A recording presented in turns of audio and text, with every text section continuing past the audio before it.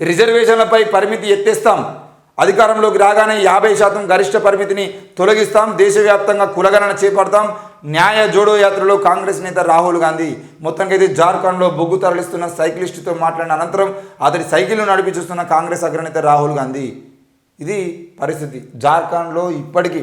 ఏది ఏమైనా జార్ఖండ్ పరిస్థితి ఎట్లా ఉంది, కొత్త ముఖ్యమంత్రి వచ్చిండు, అవన్నీ విషయాలు పక్కన పెడితే రిజర్వేషన్లపై పరిమితి ఎత్తివేస్తామని చెప్పేసి మాట్లాడుతూ ఉన్నాడు. అసలు నిజానికి రిజర్వేషన్లకు సంబంధించిన విషయంలో ఈరోజు 10%, 3% ఉన్నటువంటి ప్రజలకు ఈడబ్ల్యూఎస్ రిజర్వేషన్ అని మరి 10% పెంచిన 10% ఇచ్చినటువంటి కేంద్ర ప్రభుత్వం అదే బీసీలకు రిజర్వేషన్ పెంచండి అని అడిగితే, లేదంటే ఎస్సీలకు రిజర్వేషన్ పెంచండి అని అడిగితే 50% కన్నా ఎక్కువ పెంచద్దు అని చెప్పేసి రూల్ ఉంది. మరి 50% కానీ ఎట్లా పెంచుతాం అని చెప్పేసి మాట్లాడారు.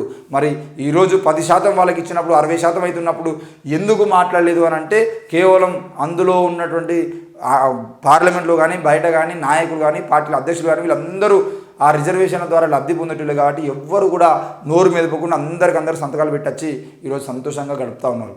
మరి అట్లాంటివి చేసినప్పుడు మరి ఇంకో 5%, ఇంకో 10% బీసీలకు, ఎస్సీలకు, ఎస్టీలకు పెంచేది ఉంటే, వాళ్ళ రిజర్వేషన్లు పెంచేది ఉంటే వాళ్ళకు కూడా లబ్ధి చేకూరే అవకాశం ఉంటుంది అని అంటే దాని గురించి మాట్లాడు.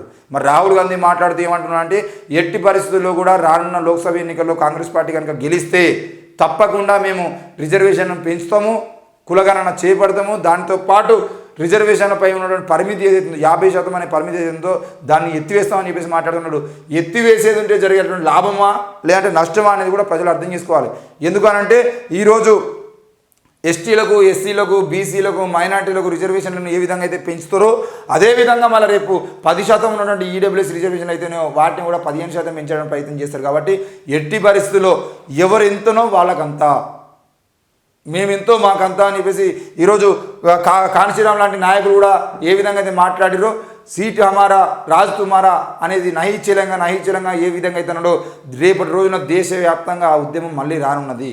ఎందుకనంటే రిజర్వేషన్ల జోలికి బీజేపీ వచ్చినా కాంగ్రెస్ వచ్చినా మా వాటా మాకు కావాలి, మెజారిటీ ప్రజలమైనటువంటి మా వాటా మాకు కావాలని చెప్పేసి దేశవ్యాప్తంగా కాన్సీరామ్ను ఆదర్శంగా తీసుకొని దేశవ్యాప్తంగా ర్యాలీలు చేసిన పరిస్థితి, మొత్తం దేశం అట్టుడికేటువంటి పరిస్థితి కూడా వస్తుంది. ఎందుకనంటే రిజర్వేషన్ల పెంపు చేస్తాము, రిజర్వేషన్లకు పరిమితి ఎత్తేస్తాము అనే నినాదం వెనుక తప్పకుండా ఈడబ్ల్యూఎస్ రిజర్వేషన్ ఆల్రెడీ 3% ఉన్న వాళ్ళకి 10% అవుతుంది, దాన్ని 15% చేసేది ఉంటే ఈరోజు ఎంత దారుణమైన పరిస్థితి ఉంటుందో మీరు అర్థం చేసుకోవాల్సిన అవసరం ఉంది.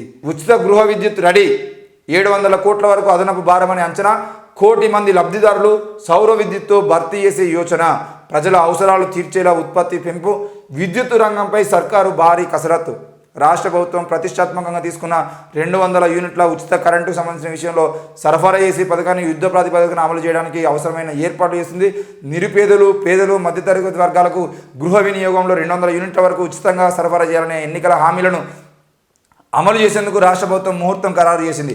ఈ మేరకు ఉచిత గృహ విద్యుత్ పథకాన్ని అమలు చేయడానికి ప్రభుత్వ ఖజానాపై అదనంగా 700 కోట్ల రూపాయల వరకు ఖర్చు వస్తుందని విద్యుత్ శాఖ అధికారులకు, ఆర్థిక శాఖకు చెందిన సీనియర్ అధికారులు ప్రాథమికంగా ఒక అంచనాకు వచ్చినట్టు తెలిసింది.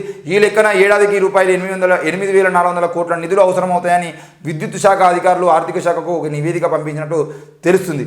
ఉచిత గృహ విద్యుత్కు అయ్యేటువంటి అదనపు ఖర్చు 8,400 కోట్ల రూపాయలను 2024-25 ఏడాదికి సంబంధించిన బడ్జెట్లో కూడా ప్రవేశపెట్టనున్నానని అధికారులు వివరించారు. అంతేకాక ఉచిత గృహ విద్యుత్ పథకానికి ఏకంగా 1 కోటి మంది లబ్ధిదారులు ఉన్నట్టుగా అధికారులు అంచనా వేశారు. అంటే ఇప్పటికీ 4 కోట్ల తెలంగాణ ప్రజల్లో 1 కోటి మంది ఇంకా నిరుపేదలుగానే ఉన్నారు.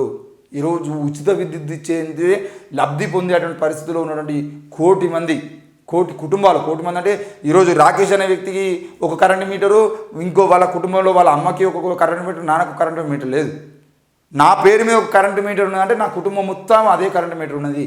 అంటే 1 కోటి కుటుంబాలు, 1 కోటి కుటుంబాలు ఈరోజు దాదాపుగా లబ్ధిదారులు ఉన్నట్టుగా వీళ్ళు చూస్తున్నారంటే ఈ రాష్ట్రంలో ఎంతమంది, ఒక కుటుంబానికి 2 లేదా 3 వేసుకున్నా కూడా 3 కోట్ల మంది, 2.5 కోట్ల నుండి 3 కోట్ల మంది ఈరోజు ఉచిత విద్యుత్ ఇచ్చేదంటే ఉచిత విద్యుత్తో బతికేటువంటి పరిస్థితిలో ఉన్నారు. ఇంకా ఉచితాలు తీసుకునే బతికేటువంటి పరిస్థితుల్లో తెలంగాణ ప్రజలు ఉన్నారు అని అంటే ఈ దేశంలో, ఈ రాష్ట్రంలో అభివృద్ధి ఎంత గొప్పగా జరుగుతుందో మీరు అర్థం చేసుకోవాల్సిన అవసరం ఉంది. మరి 10 ఏళ్ల పాటు బీజేపీ పాలన చూసుకున్నా, 10 ఏళ్ల పాటు బీఆర్ఎస్ పాలన చూసుకున్నా ఈ రాష్ట్రంలో, ఈ దేశంలో పేదల గురించి ఆలోచించిన నాయకుడే లేడు. ఆ విషయాన్ని కూడా మనం అర్థం చేసుకోవాల్సిన అవసరం ఉంది. మరి ఉచిత విద్యుత్ 200 యూనిట్ల వరకు ఉచిత విద్యుత్ ఇచ్చంటే ప్రతి నెల 700 కోట్లు, సంవత్సరానికి 8,400 కోట్ల రూపాయల వరకు ఖర్చు అయ్యేటువంటి అవకాశాలు అనిపిస్తే వాళ్ళు చెప్తున్నారు. మరి ఏం జరుగుతుంది, ఎట్లా జరుగుతుందని కూడా చూద్దాం.